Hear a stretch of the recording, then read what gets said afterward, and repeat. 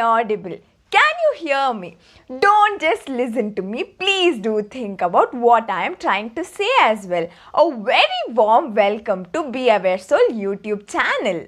As a member of United Nations Security Council, I, the member of India, would like to give a proposal towards a motion in the United Nations Security Council.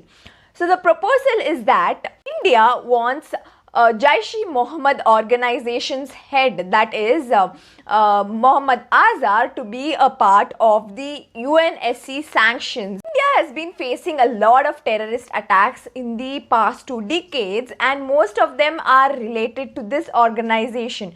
To name a few of the terrorist attacks in India, the Indian Parliament attack in 2001, the Mumbai attacks in 2008, and the recent Pulwama attack in the 2019. So keeping in mind the recent Pulwama attack, we want to set this motion. This is not the first time this proposal has been introduced in the United Nations Security Council. It was introduced before by the United States at first in 2009, and the same step has taken place for 4 times in the past decade. So now we are proposing it again because of the Pulwama attack that happened in India recently, and Jaish-e-Mohammad group has taken the major role to play in this attack. And we feel this is the time where all the permanent members are supposed to vote for making this proposal valid, because it was China who rejected this 4 times. Hope the needed will be done by the United Nations Security Council. Thank you from the delegate of India. China totally disagrees with what India is trying to say. We cannot find any sort of evidence for what you're trying to say, that Jaish-e-Mohammad organization was the reason for your terrorist attack. I can't really agree with whatever you're trying to say. Back to reality for a few minutes. Everyone watching this video would have a few doubts which I will clarify before moving further. So basically the questions would be like, what is the power of UN? What is the UN Security Council sanction? Why is China disapproving such a situation? And so on. So let's start one by one. What is the power of UN? Why was it basically started? UN's basic aim is to bring peace among the societies in the world, to bring peace among the countries in the world, to make sure there is a social and economic development without any kind of a problem in the globe as such. When we talk further about United Nations, one more important thing that we need to note is that they have 5 permanent members. That is the United States, United Kingdom, Russia, France and China. Why did they get such a special status? Is because of their role, their importance in making of this organization. They played an important role in the making and even now in the working of the organization as such. Another important thing is that their economic power. These 5 countries are one of the most powerful countries in the world, and this makes them eligible for the permanent status in the United Nations. Why we are talking about the permanent status of these countries, you will understand by the end of this video, and so you need to watch till the end. When you talk about UN Security Council, they have a lot of committees. Today's major emphasis will be on the 1267th committee that was formed to give sanctions against the terrorist groups. Let us take a general example. If you want to do something and you want to do something illegal, what is the first thing you need for that? You need money, right?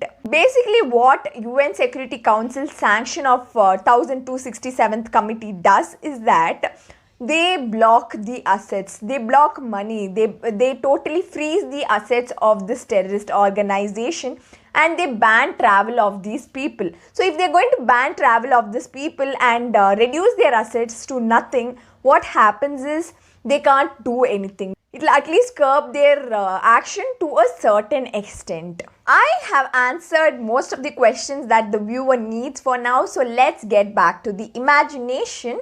So let's go to the UN Security Council's organization and see what China has to say. I think India doesn't know what kind of relationship China and Pakistan have. We are friends, you know. How can I treat my own friend like this? How can I say something against my friend? Does everyone in the world think so that it's because of a friendly relationship that I am not trying to accept what India is trying to propose? No, not at all. It's because of India. It's because of India's power. We have many reasons for why not to accept what India is trying to say, and there are two major reasons. And yeah, Pakistan is indirectly helping us a lot. And how can we bring such a trouble to Pakistan? If you were in our place, I think you would have understood that friendly relationship, right? So, how many of you have heard China-Pakistan economic border? You know, that is one of the major relationship we have with Pakistan. You know, if that relationship was not there, how much loss China would go through? Do you think we supported Pakistan because their economy was really down? Do you think we are so foolish? We didn't do it because of that intention. We did it to ensure that we profit more, that the Chinese profit more. So when you talk about the China-Pakistan economic border, what happens is our travel time is lesser and so much more profitable. But if we had to take the traditional route, what happens is we'll have to pay a lot more. We would be going into losses. Now, if I'm going to take a decision against Pakistan, if they say, no, you can't use this route, what would I do then? Another major reason is my neighbor India. You know, India is a neighbor of China, and they were not that powerful as they are today. They're growing economically. How can I allow that to happen? They're my competitor. I should stop their growth some way or the other. Otherwise, this is not going to be a good thing at all for me. At the end of the day, they'll become more powerful than what I am, and then I will be going into losses. I don't want that to happen. They are my economic competitor. So if they're going to suffer, that is going to be my happiness, right? By hook or crook, I need to win the race. If Pakistan attacks India, what will happen? They will direct all their resources towards defense. They will direct most of their money towards protecting the country. So they won't have any money for economic growth. They'll have very little money, so they'll have to look into defense.